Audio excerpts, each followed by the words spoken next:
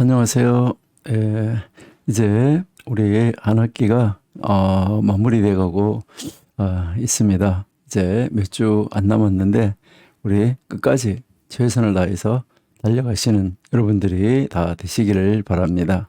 아, 이제 또 해외에 멀리 계시는 여러분들 한 학기 동안 공부 열심히 하시고 수고하셨는데 이제 그 한 학기 동안 또 공부한 거, 1년 동안 공부한 거 잘 정리해서 잘 마무리해서 좋은 결과를 만들어서 가질 수 있는 정말 하나님 앞에 감사하면서 한 학기를 마무리할 수 있는 그런 시간이 될 수 있도록 남은 이제 이 주간에도 최선을 다하시는 여러분들이 될 수 있기를 기대합니다. 네, 잠시 기도하겠습니다. 하나님 감사합니다. 저희들 지금까지 달려올 수 있도록 인도하여 주셔서 감사합니다. 이제 최선을 다하여서 하나님 앞에 주의 뜻을 이루어드리고 하나님의 영광을 나타내고 아버지가 우리에게 맡겨주신 역사적 사명을 감당할 수 있는 자리에 있을 수 있도록 도와주심을 감사드립니다. 하나님께서 우리의 정광 목사님을 통하여서 또 이제 귀한 사역을 이루어가게 하심을 감사합니다. 그 역사의 현장 속에 함께 배필로 동력자로 돕는 자로 아버지 세워주셔서 다양한 이제 그 방면에서 함께 사역하여 아버지의 귀하신 뜻을 이루어갈 수 있도록 아버지 하나님 더 큰 힘을 주시고 능력을 주옵소서. 또한 또 앞으로의 모든 사역들을 위하여서 우리 청교도 신학원을 통하여서 공부하게 하심도 감사합니다. 하나님, 이제 공부하게 하심은 분명 하나님께서 앞으로 계획이 있어서 준비시키시는 줄 아오니 아버지 이제 잘 준비해서 하나님이 언제 어디에서 찾으실 때에 준비된 자로 나타나 아버지가 맡겨주시는 일을 감당할 수 있도록 도와주옵소서. 오늘도 하루 종일 공부할 때에 하나님이 지혜를 주옵소서. 하나님이 친히 가르쳐 주옵소서. 예수님의 이름으로 감사하며 기도드립니다. 아멘. 예, 우리가 이제 지금 지금 역대기서 이제 공부하고 있는데요. 이제 1장에서부터 9장까지 족보인데 정말 이 족보가 참 읽기가 힘드는 것이지만은 그래도 우리의 뿌리를 찾아가는 것이기 때문에 우리는 반드시 공부하고 또 그 뿌리를 통하여서 내가 어디로부터 왔는지를 아는 것, 이거 굉장히 중요하다는 것이죠. 그래서 그 족보를 공부하는 가운데 이제 아브라함, 이제 이삭, 야곱, 이제 그 이스라엘을 통하여서 그 이스라엘의 12아들을 통하여서 후손들이 이제 있어지는데 저희들이 이제 유다, 시므온의 요 족보까지 그 후손까지 저희들이 이제 보았고요. 오늘 우리 역대기상 5장에서부터 이제 르우벤, 갓, 이제 이 므낫세 지파인데 므낫세 지파 중에서도 요단의 그 동편 므낫세의 이 반지파, 그러니까 가나안 땅으로 건너가기 전에 모세가 있을 때 미리 그 땅을 점령해서 그 땅을 분배받은 그 지파들, 그러니까 르우벤 지파, 갓 지파, 그다음에 요단 동편의 므낫세 반지파, 요 족보가 이제 5장에 나오는데 그 5장에 나오는 이 족보를 우리가 한번 살펴보도록 하겠습니다. 그래서 요단 건너편에 이 르우벤, 갓, 므낫세 이 반지파가 나오는데 이 지파들에는 아주 적은 앞에 나왔던 거에 비해 가지고는 이제 이 성경을 할애하는 이 지면이 아주 작다 하는 것을 우리가 볼 수가 있어요. 그들은 이제 처음에 포로로 잡혀갔던 무리 중에 있었던 사람이라는 것을 이제 5장 26절에서 우리에게 가르쳐 주고 있어요. 자, 그럼 5장 26절 우리 먼저 한번 보시도록 하겠습니다. 이제 5장 마지막 절 5장 26절에 보시니까 그러므로 이스라엘 하나님이 아수르 왕 불의 마음을 일으키시며 아수르 왕 디글랏 빌레셀의 마음을 일으키심에 곧 르우벤, 갓, 므낫세 반지파를 사로잡아 할라와 하볼과 하라와 고산 강가에 옮긴지라 그들이 오늘까지 거기에 있었다. 이렇게 하면서 이제 이들이 포로로 잡혀가는 그 과정까지 이제 보여주는 이 모습을 오늘 우리가 성경에서 읽을 수 있습니다. 네, 여기서 이제 우리가 먼저 5장 1절하고 2절을 한번 보시면은 네, 5장 1절, 2절 한번 보실게요. 네, 5장 1절에서 이스라엘의 장자 르우벤의 아들들은 이러하니라. 네, 이제 여기에 르우벤은 장자라도 그의 아버지의 침상을 더럽혔으므로 장자의 명분이 이스라엘의 아들 요셉의 자손에게로 돌아가서 족보의 장자의 명분대로 기록되지 못했다. 자, 2절에서 유다는 형제보다 뛰어나고 주권자가 유다에게서 났으나 장자의 명분은 요셉에게 있으니라. 이렇게 지금 말씀을 하고 있습니다. 그러니까 여기에서 지금 우리에게 가르치는 것이 무엇인가 이것을 여러분이 한번 보시면은 이제 장자가 있으면 이제 이 장자가 다른 이제 아들들보다가 장자는 상속을 받을 때 이제 뭐 다른 때는 뭐 크게 차이가 나는 것이 별로 없는데 상속받을 때 이제 다른 아들들보다가 두 배를 이제 그 상속을 받게 되는 것을 우리가 알 수 있습니다. 그래서 이 장자의 축복이 이제 르우벤 지파 대신 다른 지파에게로 넘어간 이유를 지금 설명을 하고 있습니다. 이제 물론 야곱이 이제 이 죽기 전에 창세기 49장에서 이제 그 아들들의 미래가 어떻게 될 것이다 하면서 아들들에 대해서 예언을 해줬었는데 이 예언을 해줬을 때도 이제 그것을 언급을 했어요. 그러니까 창세기 35장 22절의 내용을 지적했던 것을 우리가 알 수 있습니다. 그래서 그에게서 그 루벤에게서 으뜸이 되는 위치를 빼앗았다라고 이야기를 하고 있죠. 그러니까 장자에게 이 주어지는 땅에 대한 이 갑절의 분깃 이 두 배를 받지 못했다 하는 것을 우리가 알 수가 있죠. 그런데 조금 지금 우리가 앞에서 읽어본 대로 이 장자의 복이 누구에게로 갔느냐 했을 때 요셉에게 갔다라고 이야기를 했잖아요.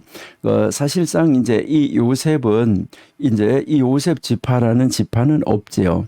요셉 지파는 없어지면서 요셉의 아들 둘이 있었잖아요. 그렇죠? 요셉의 아들 둘이 있었는데 므낫세하고 에브라임. 그래서 요셉의 아들이 둘이 있었는데 여기에 이 두 아들 중에서도 이제 이 므낫세하고 에브라임을 이렇게 바꾸어서 이제 므낫세가 큰 아들이지만은 에브라임을 앞세우는 것을 우리가 알 수 있습니다. 그래서 이제 이 요셉의 이 두 아들이지만은 야곱이 이제 이 요셉의 아들 대신에 요 므낫세와 에브라임을 이제 야곱이 자기의 아들로 이제 받아들이는 것이죠. 어떻게 보면 이제 양자로 받아들이는 것과 마찬가지인데 이렇게 양자로 받아들이니까 결국은 이 요셉이라는 지파는 없어지면서 지파가 둘이 됐잖아요. 그러니까 므낫세, 에브라임 지파 이렇게 지파가 둘이 됐다. 이것이 결국은 요셉이 한 지파가 아니라 두 지파가 됐다. 이렇게 해서 장자의 복을 받았다. 이것을 우리에게 가르쳐 주고 있는 말씀입니다. 예. 그렇게 이제 그 갑절이 결국 이제 땅을 상속할 때도 므낫세, 에브라임 이렇게 두 지파를 가지게 되니까 결국은 이제 요셉이 장자의 복을 받았다는 것이죠. 그다음 이제 요 11절에서부터 이제 17절까지가 이제 이 갓지파 그 후손들에 대해서 열거되어지고 있는 것을 우리가 알 수 있습니다. 그러면은 이 갓지파는 특별히 물론 종에게서 태어난 것이지만은 레아의 종에게서 태어났지만은 갓지파는 은혜를 입어서 이제 그 레아에게서 태어난 아들들하고 거의 어깨를 같이 나름 이제 그 나란히 하고 있는 이런 모습을 우리가 볼 수가 있어요.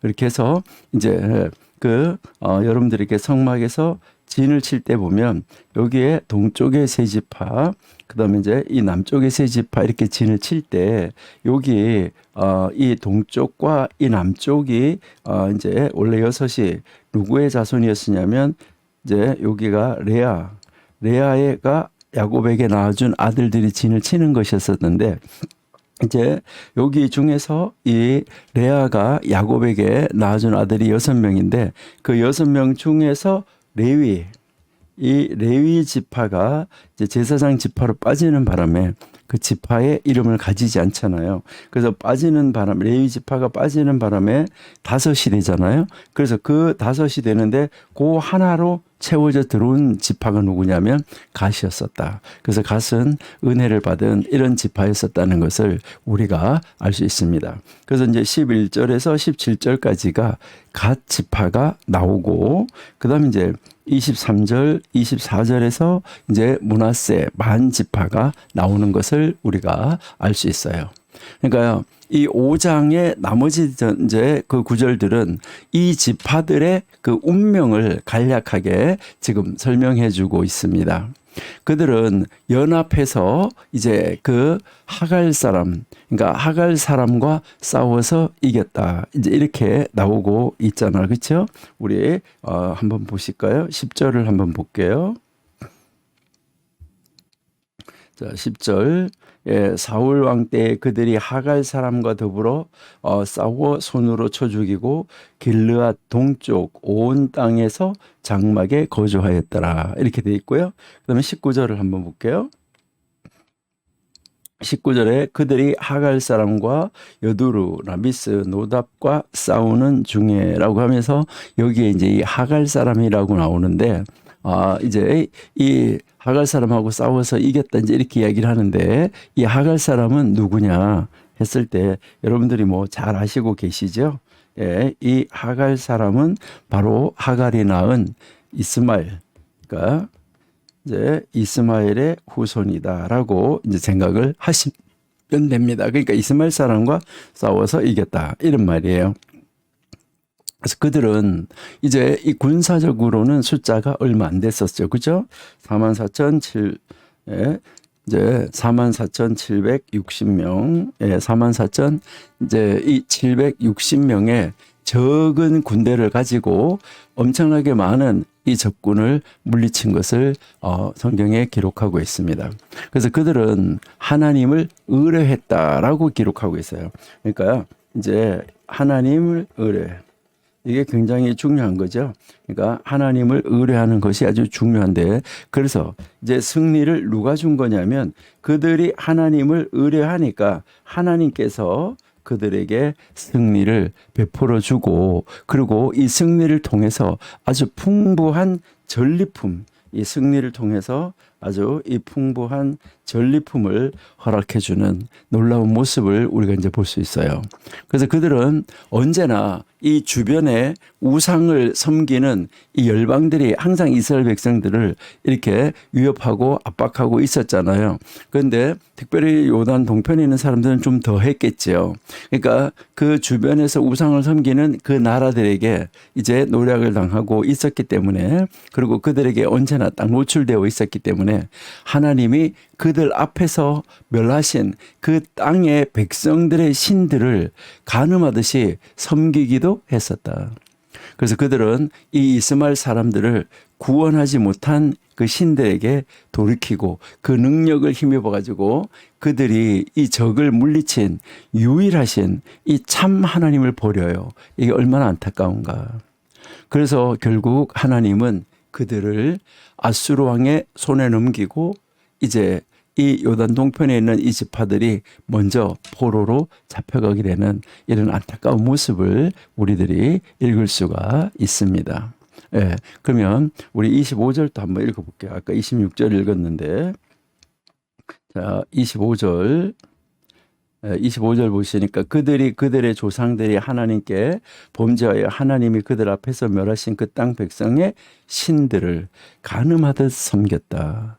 결국 그렇게 함으로 말미암아 그들은 이제 포로로 잡혀가는 것으로 이제 몇 명이 포로로 잡혀가는 것으로 끝난 게 아니라 그 백성들 전체가 다 포로로 잡혀가게 되는 이 모습을 우리가 볼 수 있는 거죠. 아까 우리가 읽었는데 5장 26절에서 다시 한번 보시니까 여기에 르우벤과 갓과 므낫세 반지파를 사로잡아 전체 다 사로잡아 가서 그 지역을 비워놓고 그 지역에는 다른 데 사람을 거기에다 채우고 이 모두를 다 세상에 흩어버리게 되는 것이죠. 이게 이제 물론 디아스포라로 이제 하나님께서 이스라엘 백성들을 전 세계에 흩어버린 그 사건으로 우리가 기억을 할 수가 있습니다. 예, 그다음에 이제 우리 레위기 6장을 한번 6장을 보실게요. 이제 이 6장은 이제 역대상 6장은 이제 이 레위에 대해서 이제 나와 있죠, 그렇죠? 예, 이제 이 6장이 바로 야곱의 세 번째 아들이죠. 그러니까 야곱의 르우벤, 시므온, 레위 이렇게 가잖아요. 이 레위 아들들을 이야기를 하는데 여기에서 이제 보시면 이제 1절에서부터 15절 그렇게 보고요. 한 번은 49절에서부터 53절 여기에서 이제 이 지파, 이 아론의 지파의 가장 유명한 가족을 여기에서 열거하고 있어요.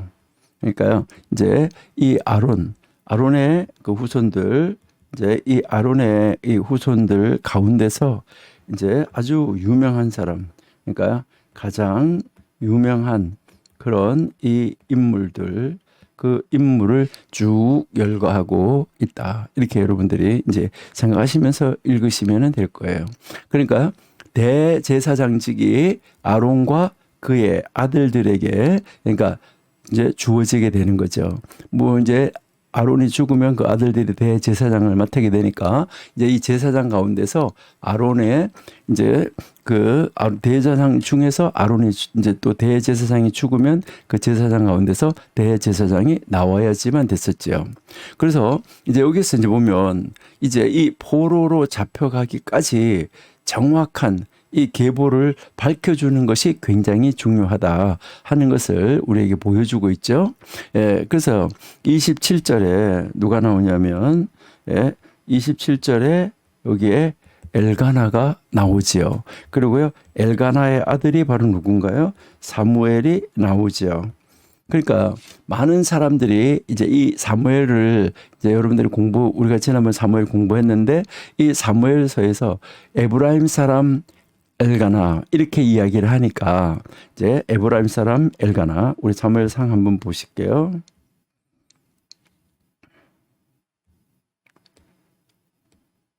예, 에브라임 산지 라마다임 소빔에 에브라임 사람 엘가나라 하는 사람이 있었으니 자 이러니까 여기에서 많은 사람들이 이제 오해를 하는데 이제 뭘 오해하냐면 이 엘가나가 누구라고 오해하냐면 에브라임 지파 사람이 아닌가 이렇게 이야기를 하는데 이것이 아니고 이제 그 여러분들이 잘 아시는 대로 이제 가나안 땅에 이제 들어갔잖아요. 여호수아가 이스라엘 백성들을 인도해서 가나안 땅에 들어갔을 때 땅을 다 분배해 줬는데 그 땅을 다 분배할 때 레위 지파는 그 지파로서 어디에 다 모여서 사는 그렇게 되어진 것이 아니라 제사장이 돼서 이제 각 지파에 다 흩어져서 들어갔었다 하는 것을 우리가 알 수가 있는 것이죠. 그러니까 이제 여기에 이 엘가나의 이 조상 레위 지파 엘가나의 이 조상 이제 조상 레위의 후손들은 어디에 가서 살았었냐면 바로 에브라임 지파에 들어가서 살았던 이제 레위의 후손들이었었다 하는 것을 우리가 알 수 있는 거예요. 그러니까 이제 이 사무엘은 원래 어느 지파 사람이었냐면 레위 지파 사람이었었다. 이것을 우리에게 이제 가르쳐 주는 것이죠. 그래서 이제 이 사무엘이 아주 위대한 이러한 이 선지자였었고 또 사울이 왕이 되기 전에 이스라엘을 다스렸던 마지막 사사였었다 하는 것도 우리가 잘 알고 있죠. 그래서 우리는 그 사무엘 사역에 대해서 우리가 이미 사무엘상에서 공부를 했습니다. 자, 여기에서 이제 이 레위의 아들이 이제 여러분이 잘 아신 대로 세 사람이 있었잖아요. 그렇죠? 이제 이 레위의 아들 셋이 있는데 이제 게르솜, 이제 게르솜이 있고, 그다음 이제 고핫, 뭐 고핫, 그핫 이렇게 나오는 거 너무 신경 쓰지 마시고, 그다음에 무라리 이렇게 있어야 되는데, 바로 이 아들 셋이 있는데 이들의 족보가 여기에 이제 요 16절에서부터 30절에 이제 나오고 있고, 그다음에 이제 여기가 48절이니까 다시 이제 요 사이에 이제 31절에서부터 48절은 이제 그핫이라고 나오는데, 요 그핫이라고 나오는데 이 그핫이 바로 고핫, 이제 이 고핫의 자손에 대해서 나오고 있다. 그래서 고핫의 자손 헤만, 그다음에 게르솜의 자손 아삽, 그다음에 무라의 자손 에단, 이 이제 여기에서 이제 이 세 계보를 여기에서 이제 보여주고 설명하고 있다. 그들이 다윗이 여호와 앞에서 섬기도록 임명한 바로 찬송하는 사람들이었던 것을 우리가 알 수가 있어요. 자, 31절 한번 볼게요.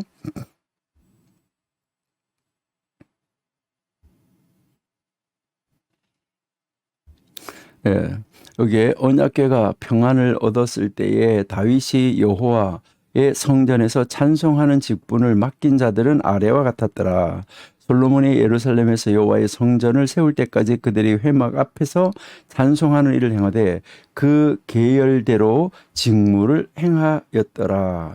그래서 그 직무를 행하는 자와 그 아들들은 이러하니 그핫의 자손 중에 헤만은 찬송하는 자라. 그는 요엘의 아들이요 요엘은 사무엘의 아들이요 사무엘은 엘가나의 아들이요 엘가나는 요람의 아들이요 요람은 엘리엘의 아들이요 엘리엘은 도아의 아들이요. 이렇게 해서 지금 이제 이 사무엘의 족보까지 올라가게 되는 이 모습을 우리에게 보여주고 있는 것이죠.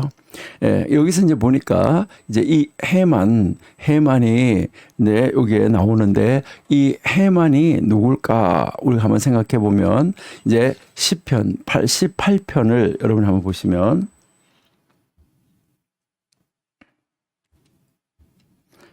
시편 88편, 여기에서 이제 여호와 내 구원의 하나님이여 내가 주야로 주 앞에서 부르짖었다, 이렇게 지금 이제 이야기를 하는데, 이 시편, 이 헤만이 이 시편 바로 이 88편을 이제 쓴 사람이 아닐까 하는 것을 이제 우리가 한번 생각해 볼 수 있는데요.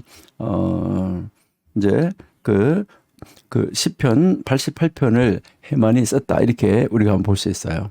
그리고 이제 그는 선지자 사무엘의 후손이잖아, 그렇죠?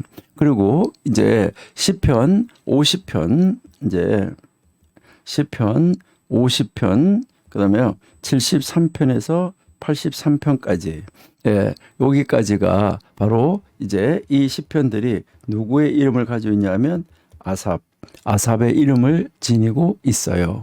그 다음에 이제 여기서 89편은 우리가 이제 보면 이 에단이 이제 시편 89편의 저자가 아닌가, 이제 이렇게 보는 것입니다. 그러니까요, 88편은 헤만, 이렇게 해서 이 후손들이 바로 이제 이 사무엘의 이제 이 후손들이 바로 이 찬송하고 노래하고 이런 사람들이었었다라는 것을 우리에게 가르쳐 주는 것이죠.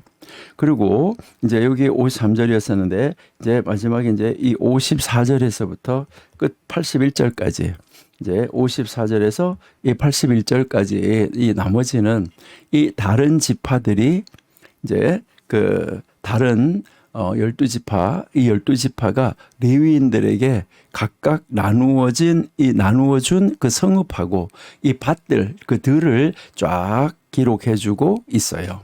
이것은 바로 모세를 통한 이제 이 하나님의 명령을 따른 것이다, 이렇게 이제 보시면 돼요. 한번 보실까요? 민수기 한번 보실게요. 민수기 35장 1절에서 8절 한번 보실게요.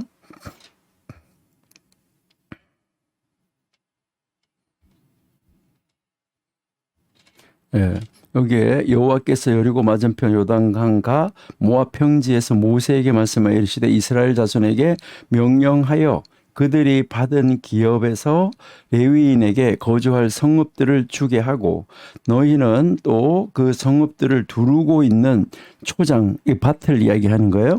그러니까 초장들을 이제 레위인에게 주어서 그 성읍은 그들의 거처가 되게 하고 초장은 그들의 재산인 가축, 짐승들을 둘 곳이 되게 하고 너희가 레위인에게 줄 성읍들의 들은 성벽에서부터 밖으로 사방 1000규빗이다. 그래서 성을 중앙에 두고 성밖 동쪽으로 2000, 남쪽으로 2000, 서쪽으로 2000, 북쪽으로 2000규빗을 측장할 거니까 이게 그들의 성읍의 들이 된다. 이렇게 이야기를 하죠. 그래서 6절에서 너희가 레위인에게 줄 성읍은 살인자들이 피하게 할 도피성으로 6성읍, 그 외에 42성읍, 그러니까 48성읍을 이제 이 유대인들에게 레위인에게 줘라라고 이야기를 한 거, 이것을 여기에서 지금 자세하게 이제 기록하고 있다. 이렇게 보시면 돼요.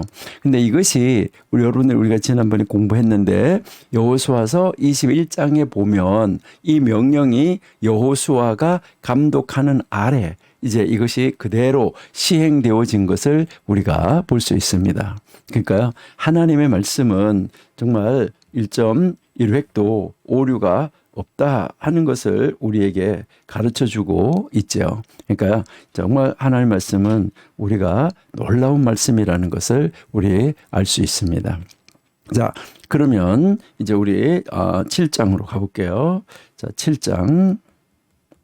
예. 이제 7장에는 이제 1절에서 5절까지 이제 7장 1절에서 5절 이 7장에도 6지파에 관한 이 족보가 나오는데 이제 제일 먼저 1절에서부터 5절에서는 이사갈, 이사갈이 이제 나오는데 이제 이 6지파를 우리가 한번 보면 1절에서 5절, 그 다음에 6절에서 12절은 베냐민, 그 다음 이제 13절 랍달리, 그 다음 이제 14절에서 19절은 아까 그 요단 동편에 그 므낫세 반지파가 있을 때인데 이번에는 여기에 이 므낫세 반지파는 이제 이 요단강 서편, 요단강 건너가서 있는 이 서편에 대해서 나와 있고, 그 다음에 20절에서 29절까지가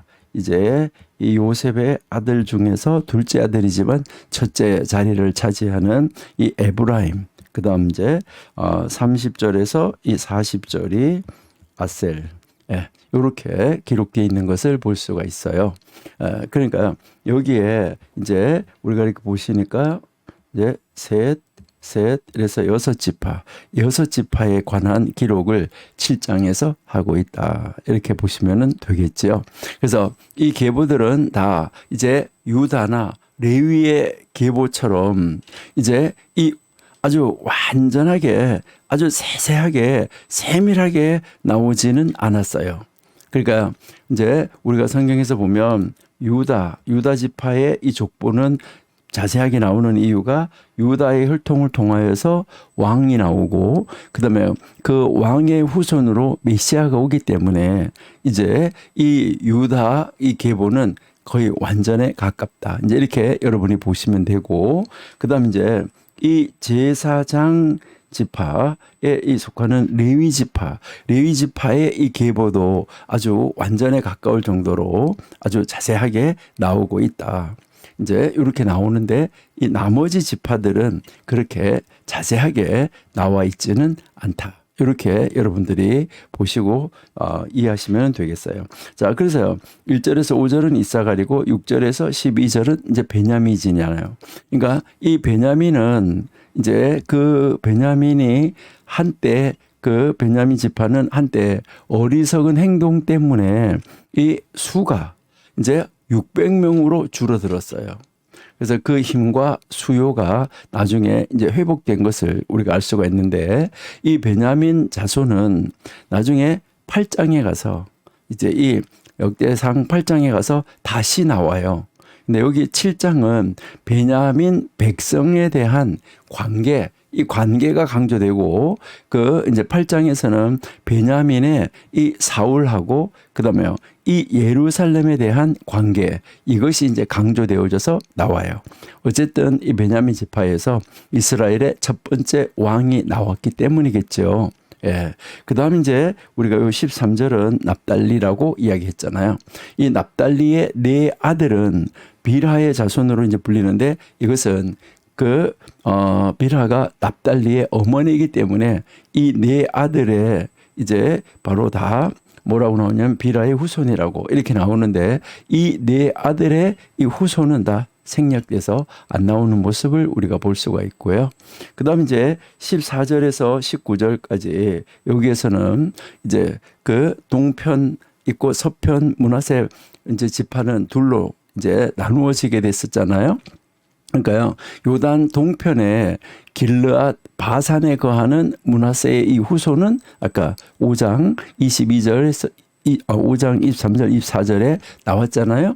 근데 여기 이제 7장 14절에서 19절에서는 이제 그 나머지 반지파 이 서변 가나안 땅에 정착한 이 므낫세 반지파에 대해서 나오고 있다. 여기에서 이 계보에서 나타나는 것을 우리가 한번 보면 이 므낫세의 후손은 딸만 가진 이 슬로보핫이죠. 그러니까 이 딸들이 여호수아서 17장 3절에 이름이 나와 있어요. 그러니까 하나님께서 그런 경우에 처한 이 여자들에게 이 약속하신 이 기업을 구한 사람들로 이제 민수기 27장에 기록이 되어져 있는 것을 우리가 알 수 있어요. 대부분 이방 여자들이 거의 권리가 없었던 때에 유대 여인들은 권리를 가지고 있었다. 그러니까 하나님은 이제 이 유대 여인들에게도 특별한 이 권리를 주었었다 하는 것을 우리가 알 수 있고요. 그다음 이제 20절에서 29절 이제 이 에브라임인데 여기에서 이제 이 역대기 사가가 고대 역사상 가장 유명했던 이 에브라임 사람인 누구죠? 에브라임 지파에 아주 가장 유명했던 그 앞에 선조들 중에 여호수아, 이 여호수아의 계보를 추적하기 위해서 그래도 이 에브라임 지파는 비교적 좀 자세하게 소개하고 있다. 이렇게 여러분이 보시면 되겠어요. 그러니까 에브라임 지파에 여호수아가 있기 때문에 이 여호수아의 이 족보를 추적을 하도록 만들어준 것이죠. 그러니까 하나님을 위해서 공로를 세우는 사람들은 그 가족에게 영광이잖아요. 그러니까 후손들에게 영광이죠. 그리고요, 아름답게 기억되고 여러 세대의 본으로 이렇게 계속해서 제시되는 것을 우리가 성경에서 읽을 수 있습니다. 예, 그다음 이제 아셀 지파 이제 30절에서 40절까지 이 아셀 지파가 이제 나오는데 이 아셀의 네 아들과 바로 그들의 이 자매 이 세라는 창세기 46장 우리가 보면 창세기 46장 이 17절에 나오는 이제 그 목록하고 일치하는 것을 볼 수 있어요. 그래서 그들의 후손은 뽑힌 큰 용사 방백의 두목이었다라는 것을 우리가 알 수가 있습니다. 자, 아까 우리가 이야기를 했었는데 무슨 이야기 했었냐면 이제 이 베냐민 지파는 여기에 나왔지만은 다시 이제 8장에 가서 다시 나온다라고 이야기했잖아. 그렇죠? 이 8장에서 베냐민 지파에 대해서 다시 말을 해주고 있다. 자, 그래서 우리 8장 한번 가볼게요. 자, 8장으로 가니까 이 8장은 베냐민에 대해서 이제 나오고 있는데 이 베냐민과 유다 그리고 이 시므온과 레위 지파 중에 이 일부가 바벨론의 포로로 끌려간 남왕국을 형성하게 되지요. 그러니까 이 느헤미야의 지도 아래 유다로 다시 포로에서 돌아오게 되잖아요. 그러니까 귀환한 이스라엘 백성들의 이 대부분은 어느 지파 출신이냐? 바로 이 베냐민과 유다 지파 사람들이죠. 그렇죠? 그러니까 남쪽 유다 사람들이 이제 포로로 끌려갔었잖아요. 그 남쪽 유다가 이제 바벨론에 의해서 멸망할 때 거기 포로로 갔었는데 그 북쪽 아수르가 멸망할 때는 그 안에 있는 사람들을 다 전 세계로 흩어버리고 그 땅 안에다가 다른 나라 백성들을 집어넣는데 이 바벨론은 그렇게 하지 않고 이제 아주 고위 관직들이나 거기에 지식인들이나 이런 사람들만 이제 포로로 잡아가고 평민은 거기 놔뒀었잖아요. 그런데 포로로 잡혀갔다가 이제 다시 돌아오게 되는 바로 그 사람들이 누구예요? 베냐민과 레위였죠. 그렇죠? 베냐민과 이제 유다였었죠.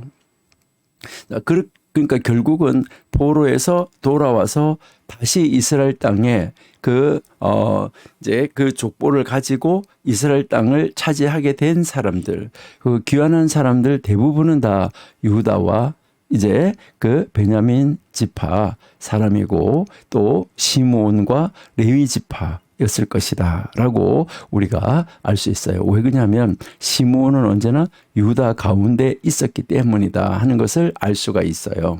그래서 여기에서는 이제 이 그들에 대해서 이제 이 기록을 하고 있는 것을 우리가 볼 수 있어요. 그래서 베냐민 지파에 대해서는 앞에 그 7장 6절에서 12절에서 자세하게 이제 그 설명을 했고, 그 다음에 이제 이 창세기 46장 21절, 그 다음에 민수기 26장 38절 41절에 이 목록하고 이렇게 비교할 때 조금 차이가 나는 것들도 있기는 하다 하는 거예요. 여기서 뭐 차이가 나는 것이 큰 차이는 아닌데 우리가 이 차이점을 한번 보면 이 첫 번째는 이제 이름이 2개 이상이다. 그러니까요. 이름이 이제 2가지 이상. 이것은 흔히 있을 수 있는 일이었었어요. 그 다음에 이제 두 번째는 뭐냐 하면 어떤 이름은 이제 이 철자가 달라졌다. 그러니까 그 이름의 그 철자가 달라졌다는 거죠. 그러니까 우리말로 말하면 이제 이 이름, 이 스펠링, 그러니까 요즘 말로 말해서 이 스펠링이 이제 다르게 썼었다 하는 것이죠. 이것은 아마 세월이 오래 지나면서 이것이 이렇게 이름이 바꿔지지 않았을까. 이제 그 레위 아들들 중에서도 우리가 아까 봤던 것처럼 고핫이 그핫 이렇게 되는 것과 같아 하는 것을 우리가 한번 볼 수가 있고요. 그다음에 어떤 이름은 그 사람이 일찍 죽거나 자식이 없이 그 죽은 까닭 이런 것을 기록하지 않았었다. 그러니까 이것은 지난번에 우리가 이야기했지만 이제 역대기에는 이제 좋은 기록들을 주로 가지고 있다. 이렇게 우리가 보면 되고요. 그다음에 이제 그 아들이라고 이제 아들 히브리어에서 이렇게 해서 이제 아들이라고 이렇게 하는 단어가 이제 벤이라는 단어가 아들이잖아요. 근데 이 아들이 때로는 이제 이 아들을 해석하는데 아들을 써놓은 거 보면 어떨 때는 아들도 벤, 어떨 때는 이 손자도 벤, 어떨 때는 이 증손자도 벤 이렇게 썼다는 거죠. 그러니까 이 아들이라고 손자 이걸 왜 이렇게 틀렸냐 이렇게 하지 말고 이것은 뭐라고 하시면 되는 거죠. 벤이 아들도 되지만 후손이라는 말로도 쓰이기 때문이다. 이렇게 우리가 이해할 수 있어요. 그래서 이 벤은 아들이라는 뜻도 손자, 증손자, 후손 이렇게 그 나오는 문맥에 따라서 그것을 보고 이제 무엇으로 해석해야 될까 하는 것을 이제 찾아가면은 된다. 이렇게 보시면은 되겠어요. 그다음에 이제 이 역대기 목적에 이제 역대기를 기록하는 그 역대기 기록 목적과 부합되지 않을 때는 그런 그 이름 어떤 이름은 뭐 했냐면 이제 생략하기도 했다. 이렇게 여러분들이 이해하시면 되겠어요. 자, 특별히 이제 이 8장에서 29절에서부터 40절까지 여기에는 베냐민 사람 이 사울이 이제 이스라엘의 초대 왕이었다. 그래서 그의 계보가 다시 뒤에 가서 또 나와요. 이제 어디에서 나오냐면 9장. 이제 그 뒤에 이제 가서 9장 35절에서 44절에 이 왕 계보가 다시 나오지요. 근데 그의 아들이고 또 다윗의 아주 절친이었던 요나단의 후손이 여기에 지금 기록돼서 나온다 하는 것을 우리가 볼 수가 있고요. 그래서 여기에서 이제 요 이름이 조금 다르게 나오는 것이 있는데 여기에 이렇게 보면 뭐 우리가 이렇게 보면 무리발 이렇게 나오는데 이 무리발은 아마도 이제 여러분이 잘 아시는 이 무비보셋을 뭐 가리키는 아마 다른 이름이 아닐까 이렇게 우리가 한번 생각을 해보면은 좋아요. 예. 자, 그래서요. 그다음 이제 이 단 그리고요 스불론의 계보가 여기에 나오지 않는다. 단은 이 성경의 이 다른 이제 어떤 다른 부분에서도 특별히 이 계시록 7장에서도 이 지파가 생략이 됐는데 왜 그럴까? 이것은 여러분들이 더 깊이 많이 연구해 보시면 아마 좋겠다 이렇게 생각이 되고요. 예, 자, 그다음 이제 9장으로 넘어가서 우리 9장, 예, 9장 이제 9장에서 우리에게 이제 가르치는 것은 바벨론에서 포로에서 돌아온 사람들하고 그다음에 사울의 계보 이것을 우리에게 보여주는데 1절에서부터 34절 이제 1절에서 이 34절은 이제 그 앞에 이게 우리가 이야기를 했었는데 이제 2절에서 이 9절이 예루살렘으로 돌아온 그 유다와 베냐민 자손 중에 일부 그들의 그 집에 족장된 사람들을 간략하게 언급을 했어요.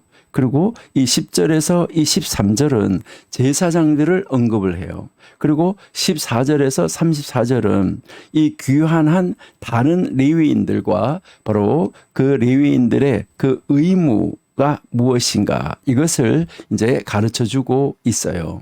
그리고 이 귀한 자들에 대한 또 이 이름 목록이 쭉 나오는데 이들에 대한 목록이 나오는데 이것은 여러분들이 느헤미야 11장에서 읽을 수 있다. 이렇게 보시면 돼요.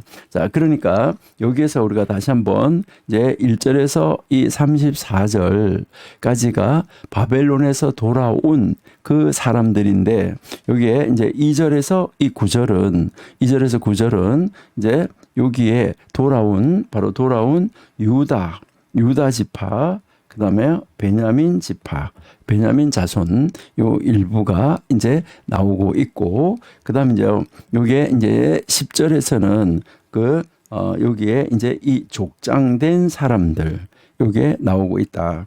그다음에 이제 10절에서부터 이제 이 13절은 여기에는 제사장이 이제 나오고 그다음에 이제 14절에서 이 34절 여기에서는 이제 이 다른 레위인들 그러니까 이제 이 다른 이 레위인이 나오고 이 다른 레위인들하고 그 레위인들의 직무 그러니까 레위인들이 어떤 일을 했었는가 하는 거 이것을 이제 보여주고 있다. 근데 이들에 대한 이 목록이 포로에서 돌아온 사람들의 목록이 다시 어디에서도 우리가 볼 수 있냐면 느헤미야 11장에서 읽을 수 있다. 이렇게 여러분들이 이해하시면 좋겠어요. 자, 그다음 이제 좀 전에 이야기를 했었는데 이제 여기 3, 4절까지 끝났잖아요. 그죠? 35절에서 44절에 여기는 사울 왕의 계보, 이제 이 사울의 계보에 대해서 기록하고 있다는 것이죠. 그러니까 이게 이제 그 9장 이제 요 제일 마지막에 나오는 이 35절 40절까지가 사실상 이제 이것은 8장 아까 나왔던 29절에서 40절 요 내용과 같아요. 근데 이제 이 같이 이제 사울의 계보를 말해주는데 이 역대상의 이 역사적인 부분 역대상 이제 이 역대상에서 족보 말고 이제 역사적인 부분을 다시 설명하는 이제 그 10장에서 29장 이제 이 9장까지가 족보잖아요. 근데 역대상에 이제 역사적인 부분이 다시 나오는데 10장에서 29장까지 이 역사적인 부분을 위한 바로 이 무대를 다시 한번 설명하기 위해서 이 역사적인 사건을 설명하는데 이 역사적인 사건의 무대를 먼저 알려주기 위해서 여기에 35절에서 44절까지 해서 기록을 하고 있다. 이렇게 여러분들이 보시면 되겠어요. 그래서 이것도 나중에 여러분들이 성경을 다 연결시켜서 공부할 때는 뭐하고 같이 또 연결시키면 좋냐 하면은 사무엘상 9장에서 31장까지 이제 함께 비교하면서 이제 읽어보면 이랬었구나 하는 그 의미를 아주 분명하고 정확하게 여러분들이 이해할 수 있습니다. 자, 이제 10장으로 가볼게요. 이제요. 그러면 자, 이제 9장까지는 족보라고 그랬는데 10장부터는 역사적인 사건이다라고 이야기를 했잖아요. 자, 이 역사적인 사건에서 이 10장에서 가르쳐주는 사건은 바로 뭐냐? 10장은 사울왕, 이제 초대왕, 이 사울왕의 이 죽음에 관한 기록을 하고 있죠. 그럼요, 1절에서 5절, 이제 이 10장 1절에서 5절에는 이제 이 사울과 그의 아들들의 이 죽음에 대한 이 기사가 바로 우리가 잘 아는 대로 사무엘상 31장 1절에서 13절 이 내용하고 비슷하게 나오는 것을 우리가 볼 수가 있어요. 자, 그럼 우리 5절 한번 읽어볼게요. 자, 10장 5절. 10장 5절에 보니까 무기 가진 자가 사울이 죽는 것을 보고 자기도 칼에 엎드러져 죽으니라. 이제 이렇게 이야기하고 있는데요. 여기에서 이제 자기 파멸을 정죄하는 한편 이 병기든 자의 이 충성. 그러니까 이거 뭘 보시냐면 죽기까지 충성하는 이 모습에 정말 우리는 감탄할 수밖에 없습니다. 그러니까 무기 가진 자가 사울이 죽는 것을 보고 자기도 칼에 엎드러져 죽으라. 죽기까지 이제 충성을 하는 이 모습. 여러분, 정말 죽도록 충성한다고 그러는데 이렇게 죽기까지 충성하는 이 모습은 정말 놀라운 모습이다. 그러니까 자기의 주인보다가 더 살기를 원하지 않았다는 거죠. 이 사람이 사울을 위해서 살고 죽었는데 우리는 어떤가? 우리는 우리를 위해서 돌아가신 예수님, 또 우리를 위해서 예수님으로 말씀이 육신이 돼서 오신 또 그 예수님을 보내신 성부 하나님, 우리의 왕 되시는 주인이신 바로 하나님, 우리의 주 되시는 예수님. 여러분, 우리는 얼마만큼 예수님께 충성했습니까? 죽도록 충성했습니까? 우리가 지난번에 룻기 볼 때 공부를 했었는데 어머니가 가는 곳에 나도 가고 할 때 여기 어머니를 예수님으로, 예수님이 가시는 곳에 나도 가고, 예수님이 머무는 곳에 나도 머물고, 예수님이 죽는 곳에서 나도 죽고, 이게 이루어져야 예수님이 다시 사신 것처럼 나도 다시 살고, 예수님이 승천하신 것처럼 나도 승천하고, 예수님이 하늘나라 왕노릇하는 그 자리에서 예수님과 함께 우리가 왕노릇하는 자리에 있게 된다. 여러분, 우리 정말 오늘 이 세상의 왕의 신하도 이렇게 충성하는 모습, 죽기까지 충성하는 모습을 우리가 볼 수 있는데 우리도 정말 하나님 앞에, 그 예수님 앞에 죽기까지 충성할 수 있는 이런 자들이 되면은 얼마나 좋을까? 이것을 한번 생각해 봅니다. 우리의 그 신앙을 다시 한번 점검해 보고 우리 하나님 앞에서 그래, 나도 우리 하나님 앞에 충성하는 자가 되리라 라고 한번 이제 결심하고 다짐하는 그런 그 시간들이 되시면은 참 좋겠다, 이렇게 생각이 돼요. 여러분들이 성경을 읽으면서는 뭐 해요? 이 성경을 읽으면서는 여러분들이 이제 성경 속에 나오는 인물하고 여러분들을 이제 일치시키십니까? 영화나 연속극을 볼 때는 그 주인공하고 여러분이 일치가 돼가지고 때로는 웃고 때로는 울고 이렇게 되기도 하잖아요. 여러분이 성경 읽으면서도 성경 속에 나오는 인물 여러분들이 동일시 해가지고 여러분들이 그렇게 대하시대요.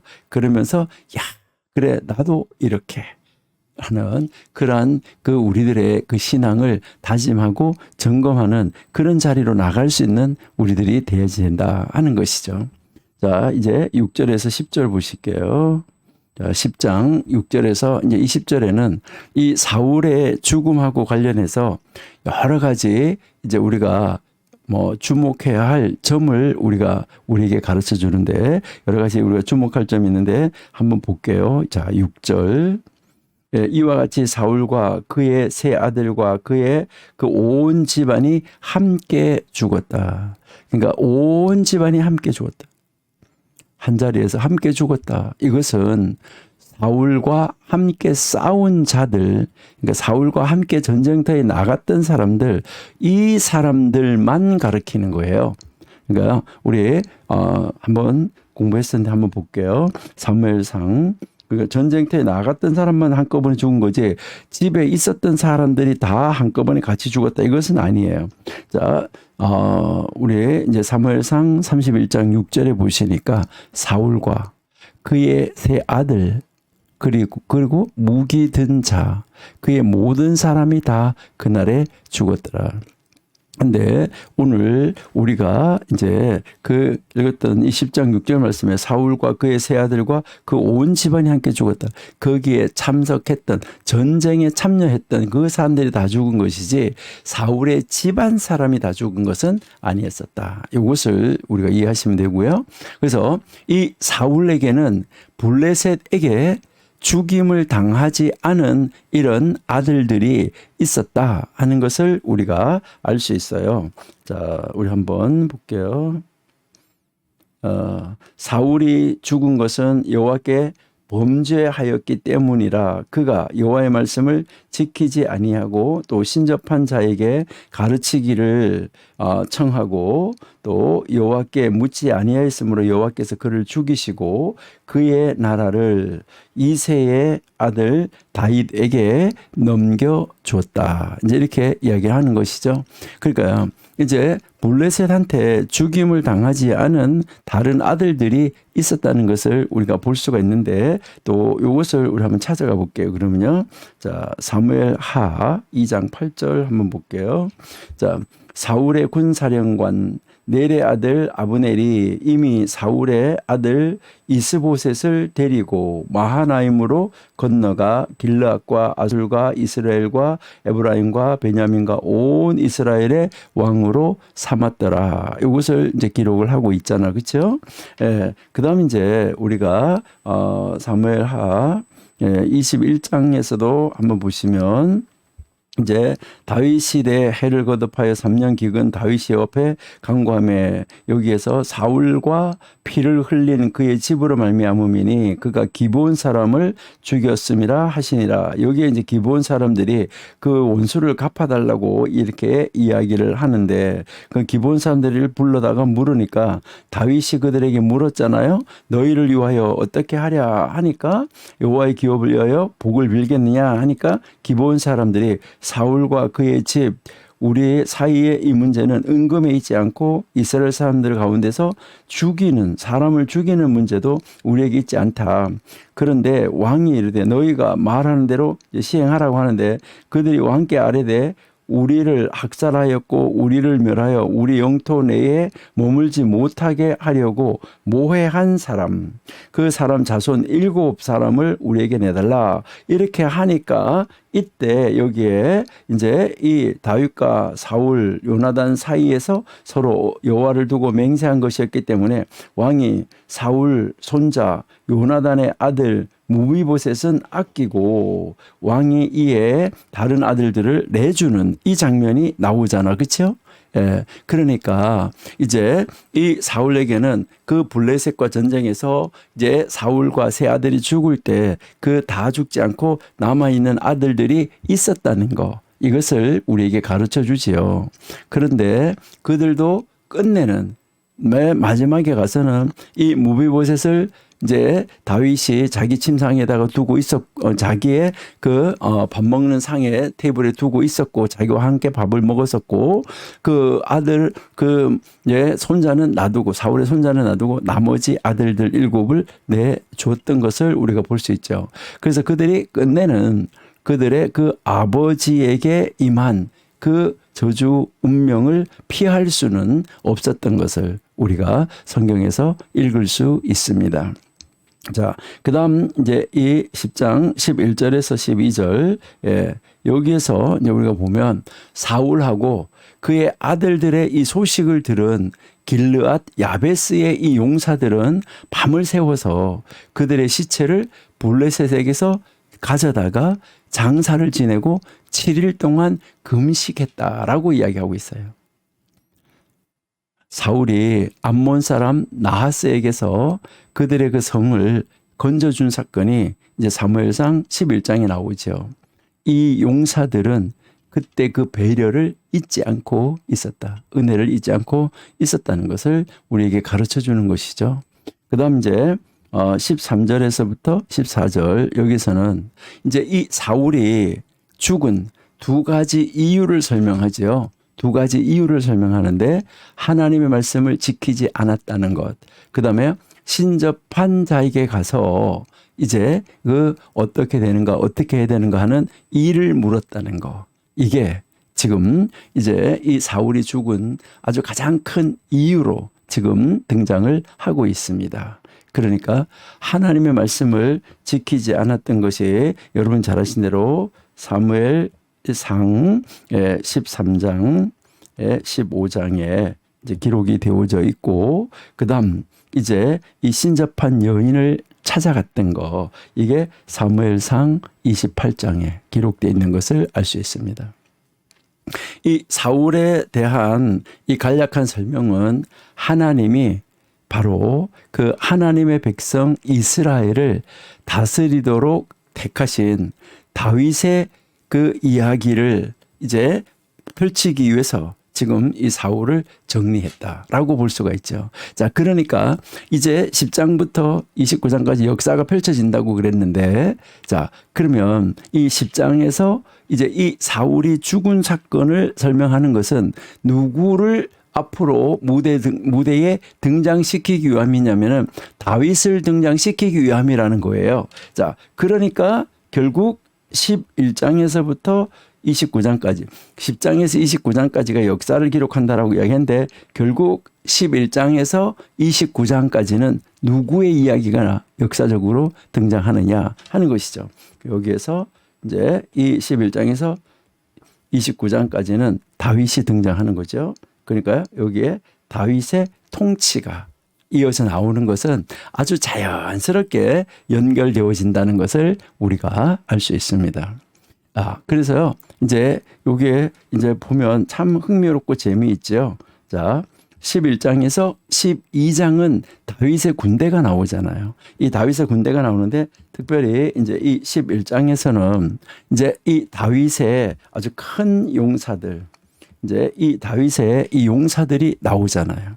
용사들이 나오는 걸 보면 1절에서부터 이 3절, 1절에서 3절은 여기에서는 이제 이 역대기가 이 이스보셋의 짧고 이 실패한 통치를 여기에서 언급하지를 않고 다윗이 헤브론에서 왕위에 오른 일로 곧바로 시작을 해요. 그러니까 이제 이 사무엘 하 2장에서 4장까지 거기서 이제 이 사울의 아들 이스보셋이 다스리고 있었고 다윗이 헤브론에서 다스리고 있었댔는데 이것에 대해서는 이제 기록을 하지 않고 바로 다윗이 헤브론에서 왕위에 오른 일, 그러니까 이스보셋에 대한 이야기가 생략됐다는 거죠. 그거는 아예 안 나오고 그냥 다윗이 아주 헤브론에서 왕위에 오른 그 일로부터 바로 시작을 하고 있다. 그러니까 사무엘 2장에서 4장의 내용은 여기에 나오지 않고 바로 사무엘 5장의 이야기부터 이제 이 다윗의 이야기가 시작되고 있다. 이렇게 여러분들이 보시면 돼요. 자, 그다음 이제요. 4절에서부터 9절. 예. 이 4절에서 9절은 다윗 왕의 이 첫 번째 사역인데, 이 다윗 왕의 이 첫 번째 사역은 바로 뭐냐? 헤브론에서 이제 예루살렘으로 이 수도를 정하는 것이었었는데, 이 예루살렘을 여부스라고 그랬잖아요. 이것을 취한, 이것을 이긴 이 경위를 설명하는데, 이게 사무엘 하 5장 6절에서 10절에 나와 있죠. 여기에서 이제 이 다윗의 이 조카, 바로 스루야의 아들 이 요압이 다윗의 군대 장관이었죠. 바로 그가 예루살렘을 정복하는데 큰 용기와 담력을 보여주고, 그는 다윗이 약속한 대로 이스라엘 군대의 사령관이 되었습니다. 그래서 이 요압은 아주 냉혹하고 냉철한 사람이에요. 그래서 그런 성품 때문에 다윗의 용사들 중에 이름을 올리지는 않았어요. 그다음 이제 10절 한번 보시면 이제 11장 10절에 보시니까 다윗의 용사들의 이 이름은 그 다윗 통치 초기에 있었던 거죠. 사무엘하 23장에 이 비슷한 이 목록이 그 통치 말기에 위치해 있어요. 이 용사들은 다윗의 이 생애의 여러 시기에 다윗에게 이제 있었던, 어떻게 보면 다윗을 돕는 자고 다윗의 동력자들이었죠. 어떤 이들은 아둘람 굴에 있을 때 그를 찾아왔었고, 요게 15절 19절이잖아요. 또 이제 어떤 사람들은 시글락에 있을 때 그를 찾아왔었고, 또 어떤 사람들은 다윗이 헤브론에서 왕이 되었을 때 찾아왔었고, 그렇죠? 여기에 그 다음에 나오는 이 목록이 다윗의 용사들 가운데 일부, 그들의 이 아주 용맹한 이 행동 중에 그 일부를 이제 우리들에게 보여주고 있다. 이렇게 이제 여러분이 보시면 되겠죠. 그 다음 이제 11절, 이제 여러분 이제 성경을 펼쳐놓고 성경을 보시면서 따라오셔야 돼요.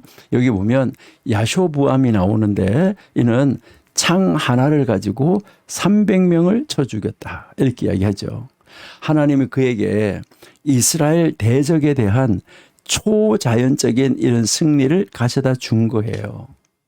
용감한 자들은 하나님을 의뢰하고 사람들의 영혼의 이 적과의 이 싸움에 나아가서 여전히 하나님을 위해서, 하나님의 영광을 위해서 비범한 이런 일을 해낼 수 있었다는 것을 우리에게 가르쳐 줍니다.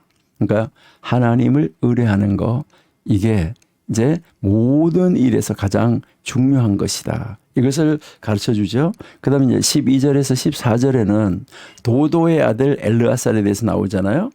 이제 바로 그 엘르아살이 다윗과 함께 하였다. 여기에 이제 우리가 주목해야 되는데, 그리고 그가 다윗에게 정말 충성했고, 다른 모든 사람들이 도망가고 달아날 때 다윗 곁에 있었던 사람이에요.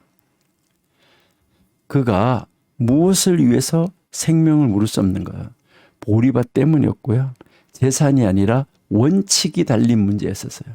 여러분, 그 재산 자체가 아니라 원칙. 그 땅은 약속에 의해서 이스라엘에게 속했고, 블레셋 사람은 그 땅을 이제 한 치도 소유해서는 안 된다는 거예요. 오늘날 기독교인들은 자신들이 하나님께 속해 있고 사탄이 하찮아 보이는 그런 영역일지라도 그들의 삶에 이 발을 들여놓게 해서는 안 된다는 거예요.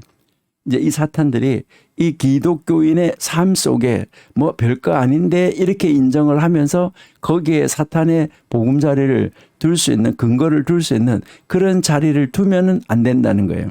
아주 하찮은 작은 영역일지라도. 그러니까 원칙이 있어야 된다는 거예요. 그러니까 이 아주 딱 원칙을 정해놓고 그 원칙 속에 하나님 이외의 어떤 것이, 그 하나님으로 말미암아, 말씀으로 말미암아 원칙이 딱 금이 그어져 있어야 되고, 테두리가 정해져 있어야 되고, 경계선이 있어야 된다는 거예요. 그 경계선 바깥에서 하나님 아닌 것이 하나님 아닌 어떤 조건이 우리에게 이익을 준다고 해서 그런 이익이 틈타고 들어오는 것을 나의 이익을 위해서 그것을 허용할 거냐? 안 된다는 거예요. 이 원칙을 철저하게 지켜야 된다. 그러니까 이 사실을 우리는 여기서 우리는 깨달아야지만 됩니다. 자, 그다음 이제 우리가 15절부터 이제 19절 여기에 이제 이 보시면은 여기에는 이제 아둘람의 세 사람이 나오지요. 이들은 아주 큰 상황에 아주 나쁜 상황에 이 처한 다윗과 함께 있었던 사람이에요. 그리고 이 다윗이 마음으로 원하는 바 이거를 알았던 사람들이에요. 그들은 이 다윗의 마음을 시원하게 해주기 위해서 이 베들레헴 우물의 물을 그에다가 가져다 주기 위해서 자신의 생명을 걸었던 사람이에요. 그 이름들이 언급되지 않았는데 이것은 그들이 얻을 그 영예를 위해서가 아니라 다윗에게 줄 기쁨을 위해서였다는 거예요. 오늘날 그러한 사람들의 이 마음의 소원을 알 정도로 예수님께 가까이 거하는 사람들, 예수님의 마음을 이해하고 예수님이 기뻐하는 일을 이루기 위해서 생명 걸 수 있는 사람, 예수님 가까이 있는 사람 어디에 있을까? 정말 아주 생명 걸고 나아가가지고 물을 떠가지고 와서 물을 그에게 마시게 해서 바로 그 예수님의 마음을 시원하게 하기 위해서 자기의 모든 것을 내걸 수 있는 사람 얼마나 있을까? 우리 한번 생각해 보고요. 나는 그렇게 할 수 있을까? 그렇게 하는 자들은 확실히 예수님의 하나님의 용사들 가운데 계수되어질 것입니다. 그 숫자 속에 들어가게 될 것입니다. 우리 정기도신학원 공부하시는 여러분들이 그런 가운데 들어가실 수 있는 그런 여러분들이 될 수 있기를 기대합니다. 예. 그 다음 이제 20절에서부터 21절, 20절, 21절 이 두 절은 요압의 아우 이제 이 아비새인데 이제 여기서는 첫째 3명 있고 또 둘째 3명이 있잖아요. 둘째 3인 중에 가장 큰 종기를 얻은 이런 사람이죠. 그러니까 아비새가 다윗에게 변함없이 충성한 사람이었다. 이렇게 말을 해주고 있어요. 다윗과 함께 사울의 진에 들어갔던 사람이고 압살롬 반역 시에 예루살렘을 피할 때 다윗과 함께 했고 또 이 세바의 이 반역을 진압을 했었어요. 그리고 이스비놉이라는 이 장대한 자에게서 다윗을 건져냈었고 또 여러 면에서 그 왕을 충성스럽게 섬겼던 그런 사람이죠. 이 헌신적인 이 충성을 겸한 정말 이 배타적인 용맹스러움, 이것은 그 만왕의 왕의 훌륭한 친구요 종이 되게 한다는 거죠. 우리도 정말 신앙생활을 하는데 우리가 어떻게 하면 좋을까 하는 이 모습을 우리가 한번 생각해 보면 좋겠죠. 그 다음에 22절에서부터 25절에는 분하야, 이제 이 분하의 아버지가 이제 제사장이라고 그리고 용사였다 이렇게 이야기하는데 그는 바로 다윗의 그 호위병, 다윗을 호위하고 있는 호위병의 이제 우두머리였었죠. 이 분하의 업적 중에 여기 아주 극소수 일부가 여기에 이제 기록이 되어 있는 거예요. 후에 이 분하야는 요압을 대신해서 이스라엘의 이 군대 장관이 되었었죠. 이게 이제 열왕기상 2장에 나오는 거죠. 그리고 그의 승리를 통해서 바로 이 애굽의 장대한 사람, 그리고요 모압, 그리고요 이제 이 사단 등 모두와 싸워서 이기는 이 승리에 대한 이 그림을 여기서 우리가 한번 그려볼 수 있습니다. 그 다음 이제 26절에서부터 47절까지 여기에서 보면 이제 이 여기는 어떤 행위도 어떤 행위가 뭐 이랬다는 이런 행위는 기록되지 않았는데 다윗을 영웅적으로 섬긴 사람들의 이름이 여기 아주 충분하게 언급이 되어 있어요. 그 이름들 중에 그 일부는 아주 흥미로워요. 한번 우리가 보면 암몬 사람 셀렉이라고 39절에 나오고 또 이제 이 46절에 모압 사람 이드마가 나오는데 이들은 혈통상으로는 뭐예요?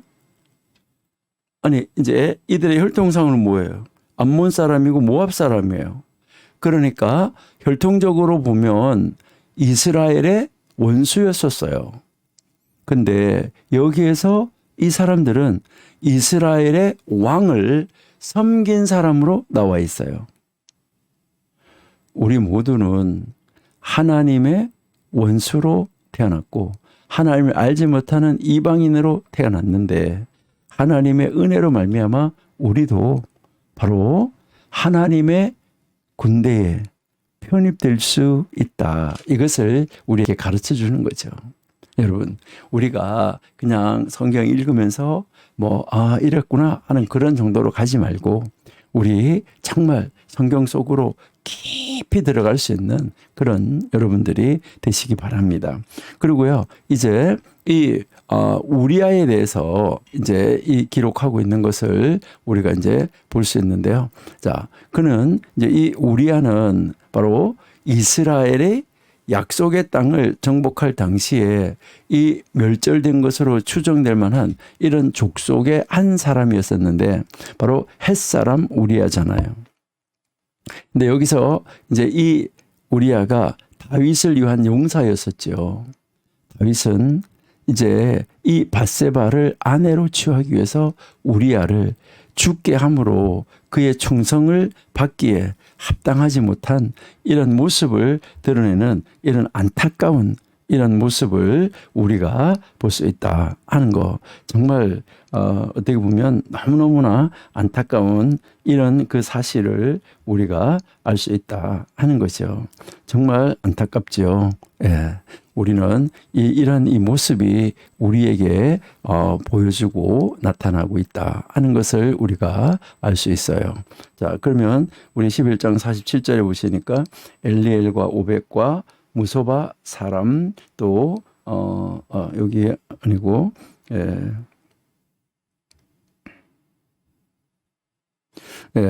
자 이제 엘리에셀 오벳 무소바 사람 이제 야시엘이더라. 이제 이렇게 여기에서 지금 우리에게 가르쳐 주고 있다 하는 것을 우리가 이제 볼 수 있고요.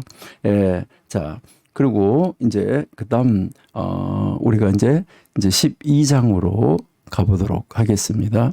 이제 12장. 12장에 가면은 이제 이 다윗의 이 충성스러운 이제 이 다윗의 이 충성스러운 이 종들, 그 추종자들 여기에 대해서 우리에게 가르쳐 주는 것을 우리가 이제 볼 수 있어요. 이제 우리 이제 12장 이제 1절에서부터 이 40절까지 여기에서는 11장이 이제 이 다윗과 이 처신을 함께한 이 개개인 한 사람 한 사람을 이렇게 쭉 설명을 했다 그러면 12장은 왕과 연합한 이 지파들하고 그 족장들을 우선적으로 다뤄주고 있다. 이렇게 보시면 돼요. 그래서 여기에 이제 이 12장에서 우리에게 가르치는 것을 우리가 본다고 하면 이제 요게 이제 그 다윗이 숨어 있을 때 그 한테로 나온 사람들, 그 다음에 이스보셋이 죽은 후에 헤브론으로 나온 사람들, 그리고 이제 이 모든 지파가 여기에다 나오고 있다 하는 것을 이렇게 볼 수 있어요. 그러니까 이스라엘의 남은 자도 한 마음으로 다윗 왕을 섬기려고 했었고 또 이스라엘 가운데 희락이 있다는 것이죠. 그리고 또 환난, 근심, 낙심 중에 있는 많은 사람들이 이제 이 전에 이 보호를 받기 위해서 다윗에게 나왔었다는 거죠. 그런데 이제는 바로 그 사람들이 다윗을 섬기기 위해서 나왔더니 보호받기 위해서 나왔던 사람들이 하나님의 선포에 의해서 그의 것인 왕위를 얻도록 그를 도와줬다는 거죠. 오늘날 이제 현대를 사는 우리들, 오늘날 우리들에게도 하나님의 나라는 하나님에 의해서 무장이 되고 잘 훈련된 그런 믿음이 강하고 이 장애물을 능히 극복하고 대적을 달아나게 하고 정말 성령이 충만하고 자기를 부인하고 예수님께 온전하게 헌신된 사람, 이런 사람이 필요한데 이런 사람은 마음이 나뉘지 않는 사람들이에요. 이런 사람들을 필요하다 하는 것을 우리가 알 수 있는데요.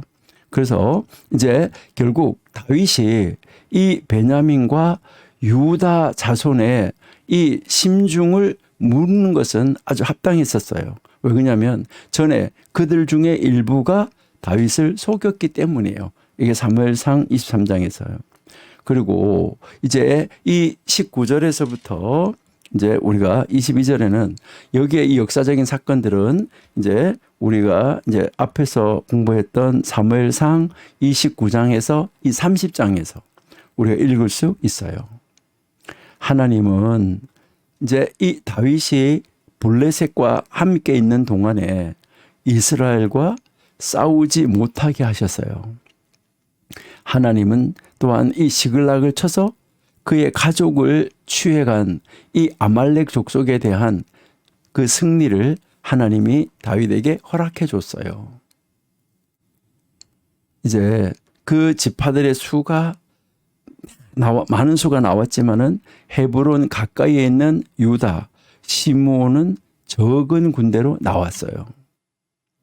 이제 이스라엘이 하나님이 정하신 왕을 중심으로 통일을 이루어 갔기 때문에 그들 가운데 그 큰 기쁨과 연회와 축복이 있었던 것을 이제 이 장에서 우리에게 12장에서 우리에게 가르쳐줘요. 그리고 이 사울의 불순종으로 말미암아 일어났던 그 분열, 분쟁은 이제 다 지나가고 이스라엘은 이제 그들의 이 경건한 목자인 바로 이 다윗 왕의 지도 아래 이 새로운 번영을 누리게 된다. 이것을 우리에게 이제 가르쳐 주고 있다고 보시면 되겠어요. 자, 그러면 우리 이제 그다음 이어진 이제 13장에서 16장 이 역사 속에서 이 13장에서 이 16장은 이 다윗이 괴를 이제 이 예루살렘으로 이 가져오는 이 장면을 우리에게 가르쳐 줘요. 그래서 먼저 13장 1절에서부터 8절에서는 다윗이 새로 얻은 이 수도에다가 예루살렘에다가 괴를 옮겨오려고 하는 첫 번째 시도를 한 내용이 나와요. 첫 번째 시도를 했어요. 이 괴는 사울의 이 통치 동안 이 괴가 소홀히 여김을 받았었어요. 그래서 블레셋 사람이 이 괴를 빼앗아 가가지고 그들이 소유하고 있다가 기랏 여아림에다가 돌려줬잖아요. 거기에서 이 레위 사람 이 아미나답의 집에 보관되어져 있었잖아요. 이게 이제 사무엘상 4장에서 7장에 나오는 기록이잖아요. 근데 이제 이 다윗의 지시를 받아가지고 우시야하고 그 형제가 예루살렘에 가져가기 위해서 괴를 새 수레에 실는 장면이 나오죠. 이때 이 애굽의 이 시홀이 애굽 시내를 가리키는데 여기에서 이제 이 나왔는데 결국은 안타까운 이제 이 죽음을 맞이하게 되는 이 모습을 볼 수가 있어요. 그러니까 다윗이 처음에 이 괴를 메우려고 할 때는 그 제사장들을 뽑은 게 아니라 새 수레를 또 멍에를 메보지 않은 그런 소를 가지고 싣고 오려고 했던 거, 이게 잘못이었던 것이죠. 괴는 항상 메고 어깨에다가 매서 운반하도록 하셨었는데 그 일로 말미암아 이제 사람이 죽는, 그 괴를 만짐으로 말미암아 사람이 죽는 이런 안타까운 그런 일을 우리가 볼 수가 있죠. 그러니까 우리가 9절에서부터 여러분들이 이제 읽어보시면 이제 13장 9절에서부터 12절까지 보시면은 소가 막 뛰어놀잖아요. 그러니까 그게 괴가 땅에 떨어질 것 같잖아요. 그러니까 만졌던 것이죠. 우사가 괴를 그 움직이지 않고 쫙 붙잡고 있으려고 손을 펴서 괴를 붙들었잖아요. 그러니까요. 즉시 하나님이 그를 쳐서 그 자리에서 죽이셨죠. 안타까운 일이었죠. 이 법은 제사장을 포함해서 어느 누구도 괴를 만지지 못하게 되어져 있었잖아요. 그러니까 괴를 만지면 죽는다라고 이제 성경에 기록하고 있잖아요. 한번 보실까요? 예. 민수기 4장 15절. 예, 진영을 떠날 때는 아론과 그의 아들들이 성소와 성소의 모든 기구 덮는 일을 마치거든 가서 먼저 그 휘장을 가지고 덮어야 돼요. 그러면 다 이제 그걸 가져가서 다 덮은 다음에 자, 그러니까 그 기구를 덮는 일을 다 마치면은 고핫 자손들이 와서 매일 것이니라. 그런데 이 성물은 만지지 말라. 만지면 그들이 죽으리라. 그러니까 회막 물건 중에서 이것들은 고핫 자손이 매일 것이다. 분명하게 이제 가르쳐 주고 있는 것이죠. 그래서 고핫 자손이 괴를 나를 때 이것은 수레에다가 싣고 나르는 게 아니라 어깨에 그 채를 꿰서 매는데 괴 자체에는 가서 닿으면은 안 됐었다는 거죠. 이미 다 덮어놨었다는 거죠. 그래서 그것을 이제 그 우사가 죽었던 자리를 베레스 우사라고 이렇게 명칭을 하게 됐었잖아요. 그렇죠? 우사를 쳤다. 다윗이 분노하는 한편 이 괴를 예루살렘으로 가져오는 것을 두려워하는 이 안타까운 모습을 우리가 볼 수 있습니다. 그 다음 이제 13절에서 14절 여기에서는 이 괴는 결국 가드 사람 오베데돔의 집에 옮겨져 가지고 거기에서 3개월을 이제 머물게 되고 그 괴가 거기에 있는 그 동안에 하나님께서 그 집에 복을 허락하여 주는 것을 우리가 볼 수 있어요. 자, 그 다음 이제 여기 이제 13장에서 16장으로 계속 이어져 가는 데서 14장으로 가보면 14장 1절 2절에서 다윗이 이스라엘의 이제 이 왕으로 이제 즉위한 후에 두로 왕 히람이 사람과 물자를 보내서 다윗의 이 궁궐을 짓도록 하잖아요. 이것은 솔로몬의 통치까지 이어진 오랜 아주 절친한 우정관계의 시작이 여기에서부터 있었던 것을 우리가 알 수 있어요. 나중에 솔로몬이 성전을 건축하고 솔로몬의 궁전을 지을 때도 이제 같은 거기에서부터 모든 것을 실어오고 도와주는 것을 우리가 볼 수 있죠. 그 다음에 3절에서 7절은 다윗은 이제 사실 성경에서 이제 아내를 많이 두지 말라 그랬는데 신명기 17장에서 이미 가르쳐 줬잖아요. 아들 거기에 이제 나중에 너희가 가나안 땅에 들어가서 왕을 세워야 되겠다 이런 생각이 들면 왕을 세워야 되겠다는 생각이 들면 왕을 세우는데 이러이러한 사람을 왕을 세우고 왕이 된 사람은 이래야 된다 할 때 거기에서 조건 중에서도 뭐가 있었나요? 아내를 많이 둠으로 말미암아 이제 그 미혹받지 말아야 된다라고 얘기했는데 다윗은 아내를 많이 둠으로 말미암아 결국 하나님께 범죄를 하게 됐었지요. 이게 좀 전에 이야기한 바로 신명기 그 17장에 나오는 내용을 어긴 것이죠. 또 역대기는 지금 우리는 역대기 공부하는데 이 역대기는 그 일을 기록하는데 거기에 대한 잘못된 점을 기록하지 않아요. 왜 그럴까 하는 것을 우리가 이제 볼 수가 있는데요.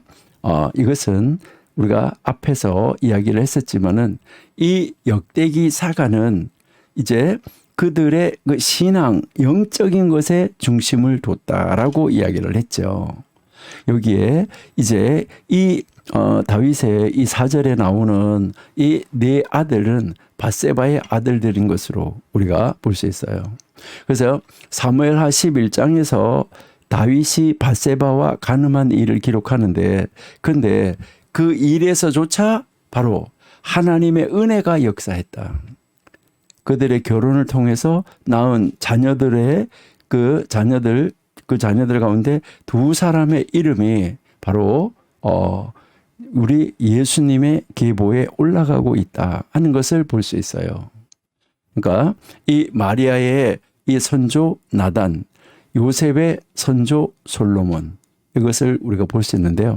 우리 누가복음 한번 볼까요? 누가복음 3장 31절. 그 위는 멜라요, 그 위는 맨나요, 그 위는 마따요, 그 위는 나단이요, 그 위는 다윗이요.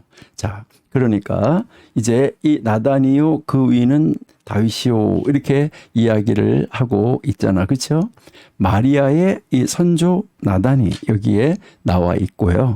그 다음에 우리 마태복음 1장 한번 볼게요. 마태복음 1장 6절. 이새는 다윗 왕을 낳았다. 이렇게 해서 바로 이제 이 요셉의 이제 이 선조 조상이 바로 누구냐 하는 것을 가르쳐 주는데, 솔로몬은 르호보암을 낳고 르호보암은 아비야를 낳고 아비야는 아사를 낳고, 그래서 요셉의 조상에 대해서 우리에게 이제 가르쳐 주고 있다는 것을 우리가 볼 수 있어요. 자, 그 다음에 이제 8절에서부터 이제 17절 여러분이 보시면은 다윗이 이스라엘 왕이 되었다는 소식을 들으니까 블레셋 족속이 쳐들어왔어요.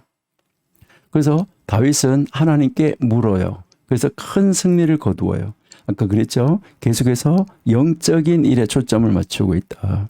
그래서 이제 이 살아계신 하나님의 손에서 건져낼 수 없는 우상들이 뭐 한 거죠? 옮겨지고 다 불태워지는 거죠. 그래서 블레셋 족속이 다시 진열을 갖추고 공격을 하니까 다시 다윗은 하나님께 물어요. 다윗은 하나님의 인도하심이 동일할 것이라고 생각하고 자기 마음대로 하지는 않았겠죠. 하나님은 이번에는 전혀 다른 작전을 그에게 허락하세요. 그러니까 물으니까 항상 동일하게, 지난번에 이렇게 했으니까 이번에 이렇게 하겠지, 이게 아니라는 거예요.